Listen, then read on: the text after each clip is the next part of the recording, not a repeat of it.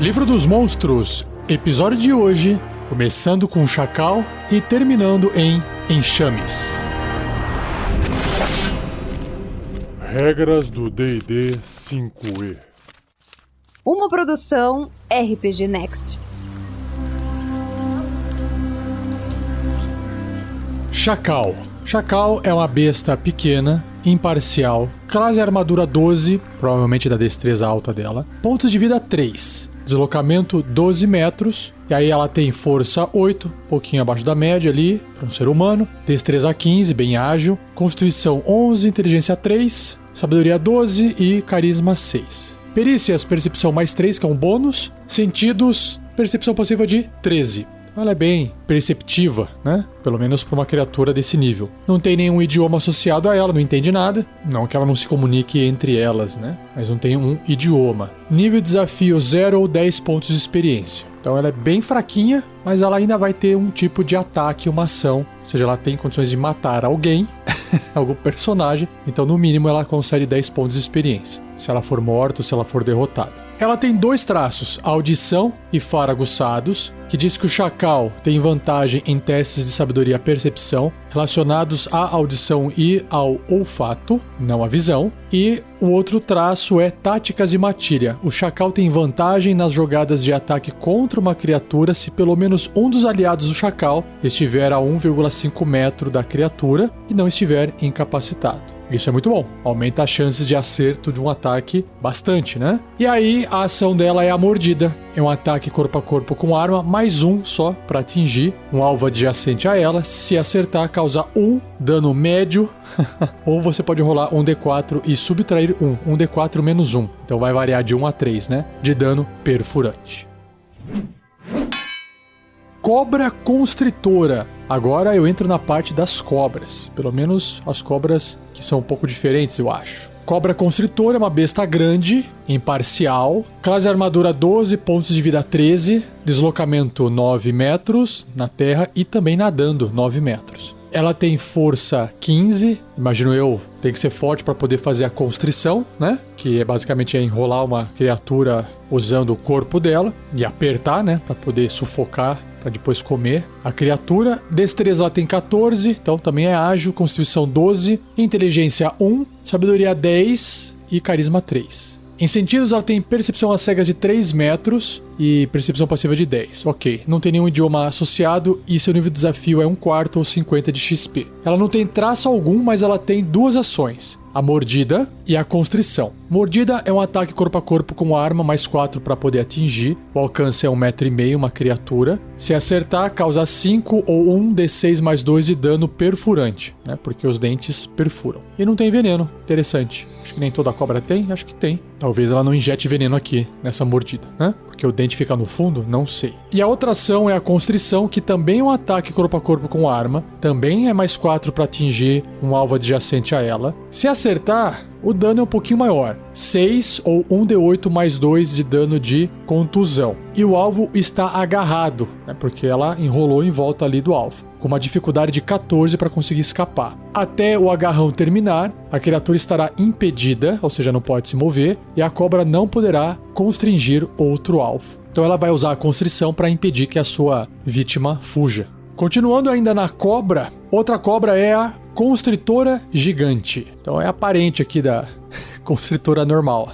Ela é uma besta enorme. Caramba, se a constritora já era grande, ocupando ali, né, no tabuleiro 2x2 quadradinhos, a representação do Tolkien dela, uma enorme vai ocupar 3x3. O mesmo espaço que um gigante, de fato, uma criatura gigante, um monstro, né, da raça gigante ocupa. Classe armadura 12, 60 pontos de vida, deslocamento não muda, 9 metros no chão, 9 metros nadando. Só que força bem mais forte, 19. Destreza 14 não mudou em relação à cobra constritora normal. Constituição 12 igual, inteligência 1 igual, sabedoria 10, carisma 3 igual. Então só a força que subiu de 15 e foi para 19. Aí ela passa a ter um nível de desafio 2, 450 pontos de experiência, e ela tem as mesmas ações de mordida e constrição. A diferença vai ser o dano, né? Então vamos lá, mordida, se acertar...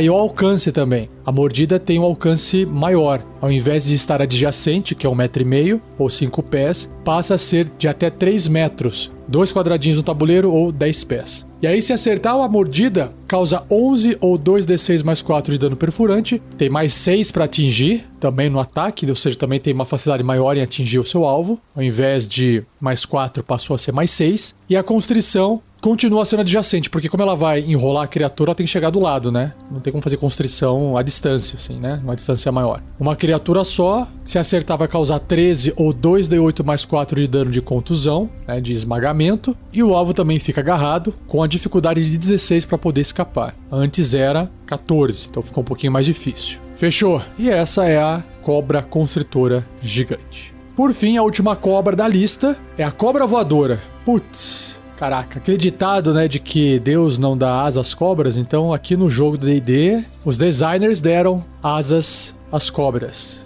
É uma besta miúda, então é do tamanho de uma cobra normal, imparcial seu alinhamento, classe armadura 14, caramba, altinho, né? Pontos de vida 5, deslocamento 9 metros no chão, nadando 9 metros e voando 18 metros. De fato ela voa. Força 4, nossa, bem fraquinha. É miúda, né? Destreza 18, super destreza. Constituição 11, inteligência 2, sabedoria 12 e carisma 5. Aqui meio padrão, né? Ela tem percepção às cegas de 3 metros em sentidos e percepção passiva de 11. Idiomas nenhum. Nível de desafio 1/8 ou 25 pontos de experiência. Aí ela tem a ação de mordida, que é um ataque corpo a corpo com arma, mais 6 para atingir, alcance 1,5 m, né, adjacente a uma criatura, se acertar 1 de dano perfurante. Só, não precisa rolar dado. Só que tem mais 7 ou 3d4 de dano de veneno. Então ela é muito venenosa. Ah, e tem uma descrição sobre ela. Eu achando que já tinha resolvido a cobra voadora, diz aqui o seguinte no livro. Uma cobra voadora é uma serpente alada de cores vivas encontrada em selvas remotas. Povos de tribo e cultistas às vezes domesticam cobras voadoras para servir de mensageiros que entregam pergaminhos enrolados em seus corpos. Se você quiser ver algo do tipo em ação, ouça a primeira temporada de SKT Storm King's Thunder nos episódios do Tarrasque na Bota no site do RPG Next.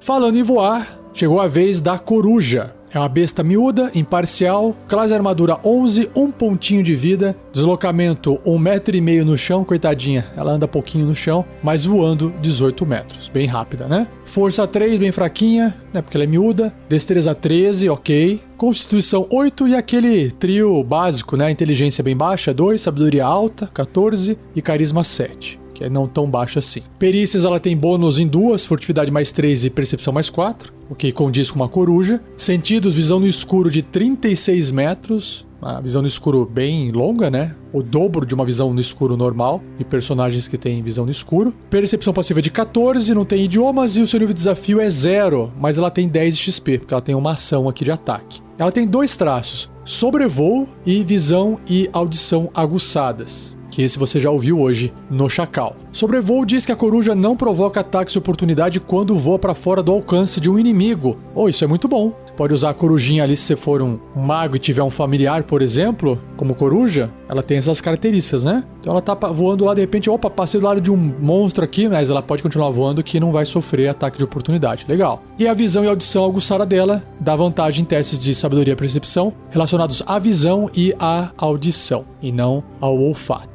Só visão e audição, o que tá suficiente, né? E aí em ações ela usa as garras. É um ataque corpo a corpo com arma, mais 3 para atingir um alvo adjacente se acertar 1 de dano cortante. Só que, se você achou legalzinha a coruja, tem mais. Coruja gigante. As corujas gigantes frequentemente fazem amizades com fadas e outras criaturas silvestres e são guardiãs dos reinos florestais. Ela é uma besta grande, tamanho de um cavalo, então imagino eu que o pessoal possa até montar nela, se for o caso. Imparcial, classe armadura 12, 19 pontos de vida, deslocamento no chão 1,5 m e voando 18 metros. Então isso não muda em relação à coruja normal. Agora a força sim, né? 13, porque ela é grande. Destreza 15, mesma destreza, não, um pouquinho maior, né? De 13 foi para 15. Constituição 12, já subiu de 8 para 12, comparado com a coruja normal. Inteligência 8, olha só que legal. Inteligência de um ser humano um pouquinho abaixo da média. Sabedoria 14, igual a coruja normal. E carisma 10, melhor do que 7. E os seus bônus de perícias também melhoram, né? Furtividade mais 4, percepção mais 6. Em sentidos, ela continua com a mesma visão no escuro da coruja normal, só que agora ela tem idiomas. por causa da inteligência alta, né? Ela tem o próprio idioma de coruja gigante, compreende comum, ó que legal, élfico e silvestre. Só que ela não pode falar, porque ela não tem anatomia pra isso. Nível de desafio 1/4 ou 50 de XP. Em traços, ela tem os mesmos 2 traços da coruja normal: sobrevoo, visão e audição aguçadas. E a ação dela de garra também é igual, só que é aprimorada, é melhor, né? Tem mais 3 para atingir, se acertar causa 8 ou 2d6 mais 1 de dano cortante. Corvo. Corvo é bacana. É uma besta miúda, imparcial, classe armadura 12, pontos de vida 1, tadinho, tipo igual a coruja. Deslocamento 3 metros se estiver no chão ou voando 15 metros. Então, no chão ele é mais rapidinho do que a coruja andando, mas é mais lento voando. Força 2, destreza 14, constituição 8, inteligência 2, sabedoria 12, carisma 6, beleza. Ele tem nível de desafio 0, dá 10 XP, então ele tem uma ação que causa dano, mas ele tem um traço antes de eu descrever a ação. Olha o traço que legal, chama mímica. O corvo é capaz de imitar sons simples que ele ouve, como pessoas cochilando, um bebê chorando ou um animal rangendo. Eu conheço bicho que copia, é papagaio pra mim, que poderia ser um papagaio também. Uma criatura que ouvir os sons pode perceber que são imitações se for bem sucedida num teste de sabedoria de intuição com dificuldade 10. Pô, eu nunca ouvi um corvo imitando alguma coisa na vida real. Beleza. Talvez ele faça isso, só eu que não saiba, né? E aí a ação que ele tem é a bicada. É um ataque corpo a corpo com arma, mais 4 para poder atingir um alvo adjacente, se acertar causa 1 de dano perfurante. Infelizmente o corvo não tem um corvo gigante. Ou tem. Não, acho que tem uma criatura que parece um corvo lá, que é um humanoide, né? E ele usa também essa parada de imitar. Bacana. Crocodilo. Aí sim, hein? Uma besta grande, imparcial. Classe armadura 12, uma armadura natural. Claro, né? Aquela pele grossa que ele tem. Pontos de vida 19. Deslocamento 6 metros no chão, então dá pra correr dele. E natação 9 metros, aí fica difícil, hein? Força 15, faz sentido. Destreza 10, beleza. Constituição 13, inteligência 2, sabedoria 10 e carisma 5, né? Desce, sobe, desce. Ele tem um bônus pequeno em furtividade de mais 2, não tem nenhum idioma associado a ele, nível de desafio é meio ou 100 de XP. Ele tem um traço chamado prender a respiração, igual as baleias do episódio passado, só que o crocodilo consegue prender sua respiração por 15 minutos ao invés de 30 minutos, né? A baleia orca, no caso que eu li no episódio passado. Ações, mordida, óbvio, né? Ataque corpo a corpo com arma, mais 4 para poder atingir ou alcance um alvo adjacente. Se acertar, 7 ou 1d10 mais 2 de dano perfurante e não acabou. E o alvo está agarrado, com uma CD de 12 para conseguir escapar. Até esse agarrão terminar, a criatura estará impedida, não pode se deslocar, né? Sair do lugar. E o crocodilo não poderá morder outro alvo. Claro, né? Se ele quiser fazer isso, ele vai ter que soltar essa criatura, esse seu alvo. E tem também o crocodilo gigante, que a gente já viu em filmes antigos aí, né? Da década de 80 ou 90, não lembro agora. É uma besta enorme, ocupando o espaço ali de um gigante monstro, né? 3x3 quadradinhos, imparcial. Classe armadura 14, natural, porque a pele é mais grossa ainda. 85 pontos de vida. Aí começou a impor respeito. Deslocamento 9 metros no chão e natação 15 metros. Bacana. Força 21. Massa, hein? Destreza 9. Acho que ele é meio desengonçado, né? Muito grande. Constituição 17, alta também. Inteligência 2, sabedoria 10 e carisma 7. Esse trio final aqui é sempre quase igual. Perícias, furtividade mais 5, mesmo desse tamanho, imagina. Sentidos, percepção passiva de 10, ok. Idiomas nenhum. E seu nível de desafio é 5. Caraca! Bem alta. 1.800 pontos de experiência. Ele tem também aquela mesma habilidade, aquele traço de prender a respiração, só que é maior agora, é por 30 minutos. Em ações ele tem 3, ataques múltiplos, mordida e a cauda. O ataques múltiplos descreve que o crocodilo gigante realiza 2 ataques, um com a sua mordida e um com a sua cauda. A mordida também, né, é um ataque corpo a corpo com arma, só que tem mais 8 para atingir o dobro do bônus do crocodilo normal. O alcance continua sendo o mesmo, apenas um alvo, e se acertar 21 ou 3d10 mais 5 de dano perfurante, caramba, já um personagem nível 2 aí se acertar na média pode morrer com uma mordida só, hein, nível 2. E o alvo estará agarrado com uma dificuldade 16 para escapar, se não morrer no processo. Até o agarrão terminar, a criatura está impedida e o crocodilo não poderá morder outro alvo. A mesma coisa que eu descrevi antes. E a cauda também tem mais 8 para atingir, só que o alcance é maior, é o dobro, né? 3 metros, pode bater um pouco mais longe. Um alvo. Se acertar 14 ou 2d8 mais 5 de dano de contusão, o dano um pouquinho menor. Se o alvo for uma criatura, ela deve ser bem sucedida num teste de resistência de força 16 ou cairá no chão. Então a cauda pode derrubar a criatura no chão. Show! Elefante. Uma besta enorme, obviamente, imparcial, classe armadura 12, uma armadura natural, né, porque ele também tem um couro grosso, uma pele grossa, 76 pontos de vida. Opa, já dá pra peitar um crocodilo gigante, hein? Deslocamento 12 metros, é verdade, o elefante, se quiser, ele corre, né? Força 22, ó, passou um pontinho ali em relação ao crocodilo gigante. Destreza 9, pau a pau com o crocodilo gigante. Constituição 17 também, pau a pau. Inteligência 3, um pontinho a mais do que o crocodilo gigante. Sabedoria 11, também um pontinho a mais. E carisma 6, um pontinho a menos. Só pra comparar. Percepção passiva de 10, não tem nenhum idioma. E nível de desafio 4, não é nível de desafio 5 igual o crocodilo. Então, se você derrotar ou matar um elefante, 1.100 pontos de experiência. E aí ele tem, olha só, um traço chamado Investida Esmagadora. Se o elefante se mover pelo menos 6 metros em linha reta em direção a uma criatura, logo antes de atingi-la com seu ataque de presa, então ele tem um ataque chamado presa, uma ação, o alvo deve ser bem sucedido num teste de resistência de força 16 para não cair no chão. Se o alvo cair no chão, o elefante pode realizar um ataque de pisotear contra ele com uma ação bônus. Caraca, eu imagino eu que seja uma pancada. Vamos ver aqui, ó. Ações. Então, a presa, né, e o pisotear, ambos são ataques corpo a corpo com arma. Ambos têm mais 8 para atingir, apenas um alvo que esteja adjacente a ele. Só que a presa é feita com uma criatura que não esteja caída, né? Até pode se estiver caída também, né? Se acertar, 19 ou 3d8 mais 6 de dano perfurante. Um bom dano. E o pisotear só pode ser feito contra uma criatura caída. Mas só que se acertar, causa mais dano ainda do que a presa. 22 ou 3d10 mais 6 de dano de contusão. Bem legal.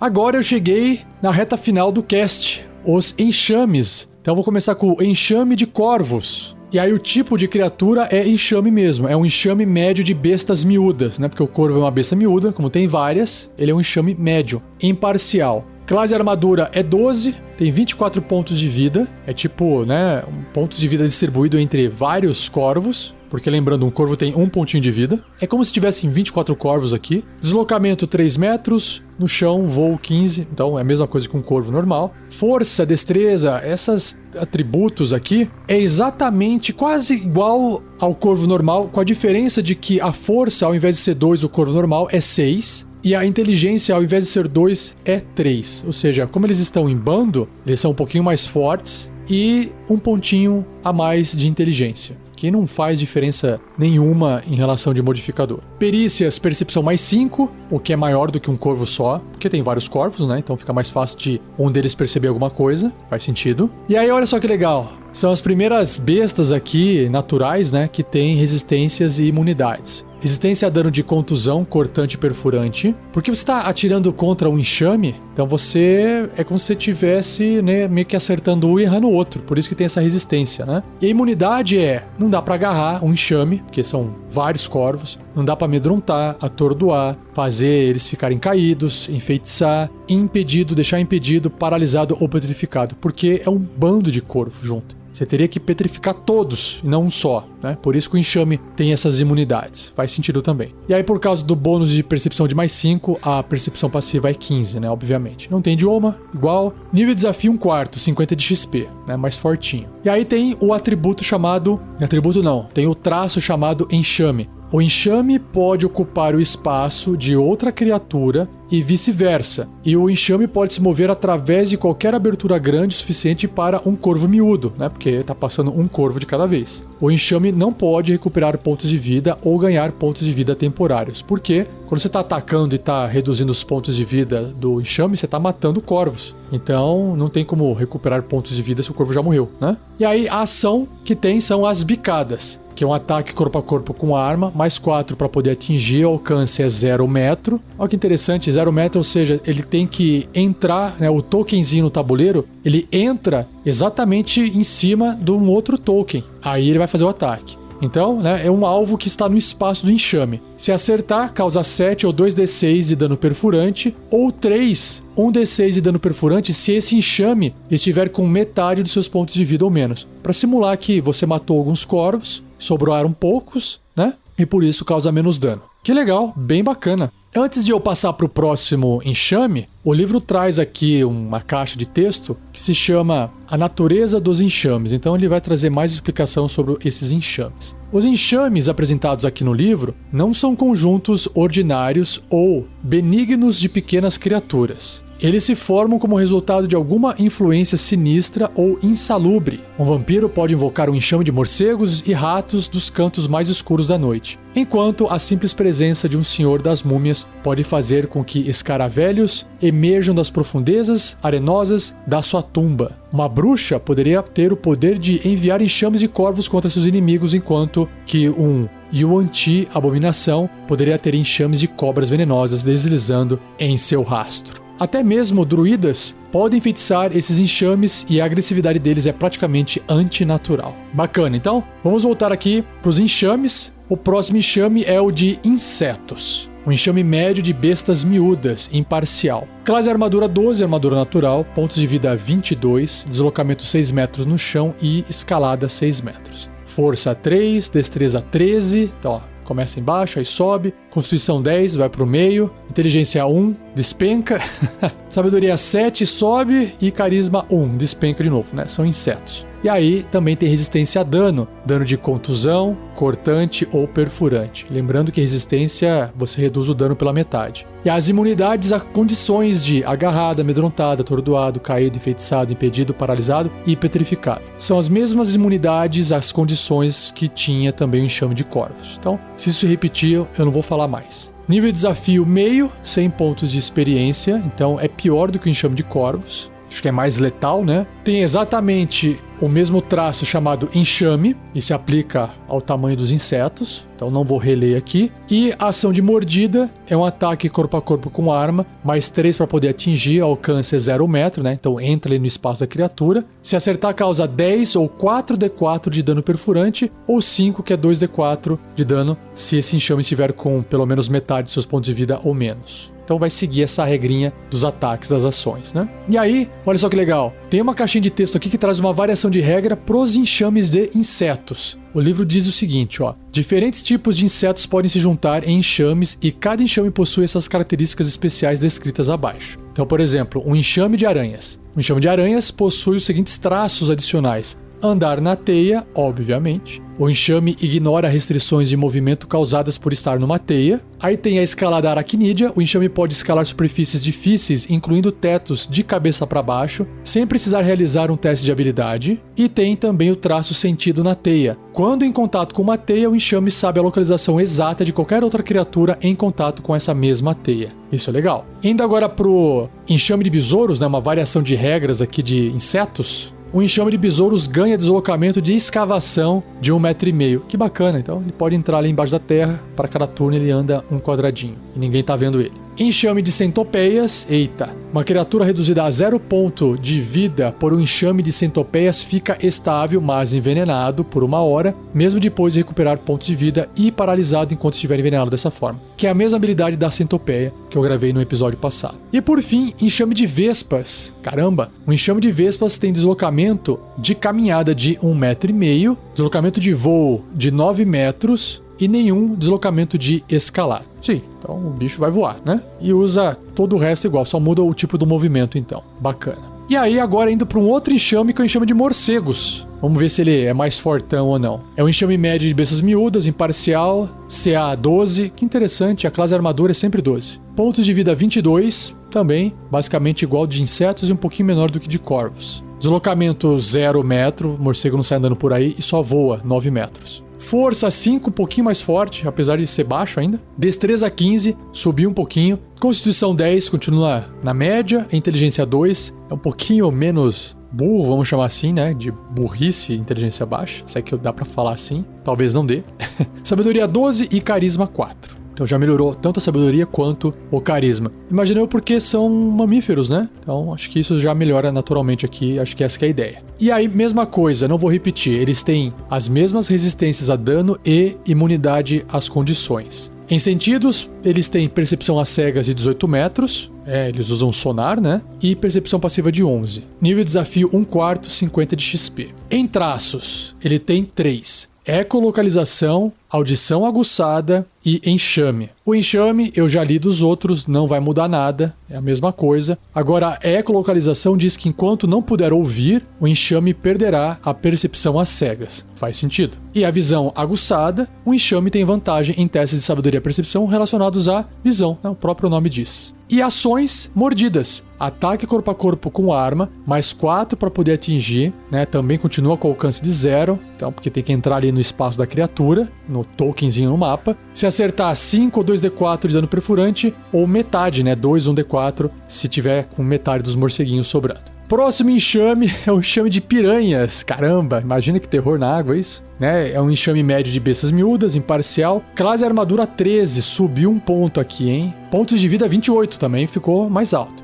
E claro que piranhas não andam na terra, mas nadam muito bem, natação 12 metros. Força 13, destreza 16, altinha, constituição 9, inteligência 1, sabedoria 7, carisma 2. Eu vou pular aqui as resistências e imunidades que não muda nada. Sentidos, visão no escuro de 18 metros, legal, e percepção passiva de 8, ok. Nível de desafio 1, caramba, forte, bem forte, hein? 200 de XP. Elas têm aqui 3 traços, frenesi de sangue, respirar na água, porque será? E enxame, que esse eu não vou reler, né? Frenesi de sangue. O enxame tem vantagem nas jogadas de ataque corpo a corpo contra qualquer criatura que não esteja com todos os seus pontos de vida. Aquela ideia, né, que se você perdeu alguns pontos de vida é porque você tá machucado, e esse machucado tá talvez saindo sangue, essa que é a ideia. E respirar na água, né, porque o enxame pode respirar apenas debaixo d'água.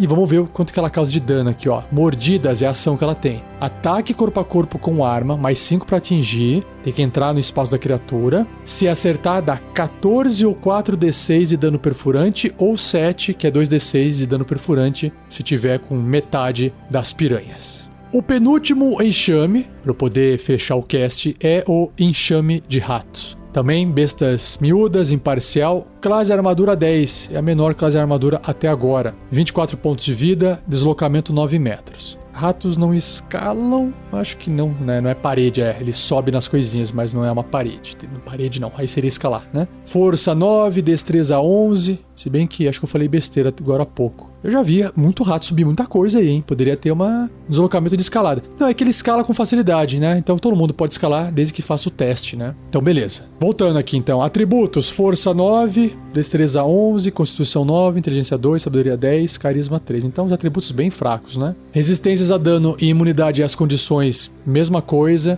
Tem sentidos de percepção às cegas de 9 metros, então mais curtinha. Percepção passiva de 10, não tem idiomas. E seu nível de desafio é 1/4, 50 de XP. Fraquinho mesmo. E aí tem 2 traços, um deles é o enxame, que você já conhece, e o faro aguçado. O enxame tem vantagem em testes de sabedoria e percepção relacionados ao olfato, porque é o faro aguçado. E aí, claro que a ação é mordida, ataque corpo a corpo com arma, mais 2 para poder atingir, tem que entrar no espaço do alvo. Se acertar, 7 ou 2d6 de dano perfurante, ou metade, né? 3, 1d6 de dano perfurante se esse enxame estiver com metade dos seus pontos de vida ou menos, ou seja, metade dos ratinhos. E por fim, o último enxame, enxame de serpentes venenosas. Esse soa muito mais perigoso, vamos ver se de fato é. Enxame médio de bestas miúdas, imparcial, classe armadura 14, uma boa classe armadura, 36 pontos de vida, bastante pontos de vida, deslocamento 9 metros no chão e escalada 9 metros. Imagina as cobrinhas se empilhando e subindo, né? Força 8, ok. Destreza 18, alta. Constituição 11, inteligência 1, era esperado, sabedoria 10, carisma 3. Também tem as mesmas resistências a dano e imunidade às condições. Sentidos, percepção às cegas de 3 metros, né? Bem curtinho. Percepção passiva de 10, não tem idiomas. E nível de desafio 2, é o mais alto de todos os enxames. O que equivale a 450 pontos de experiência e que eu acho que é resultado das mordidas, né, de uma cobra e do veneno que ela pode causar bastante dano. O único traço que tem aqui é o enxame, que você já conhece, e a ação é mordida, ataque corpo a corpo com arma, mais 6 para poder atingir. Tem que avançar em cima do espaço da criatura ali no tabuleiro. Se acertar, causa 7 ou 2d6 de dano perfurante, ou metade disso se tiver também com metade das cobras. Só que o alvo deve realizar um teste de resistência de constituição com dificuldade 10 ou sofrer 14 ou 4d6 de dano de veneno se fracassar nessa resistência. Ou metade do dano se tiver sucesso. Ou seja, não tem como escapar do veneno, mesmo passando num teste de resistência de constituição. A não ser que tenha uma habilidade especial aí do personagem, mas aí é outra história. Seja você também um guerreiro ou uma guerreira do bem. Para saber mais, acesse padrim.com.br/rpgnext ou picpay.me/rpgnext.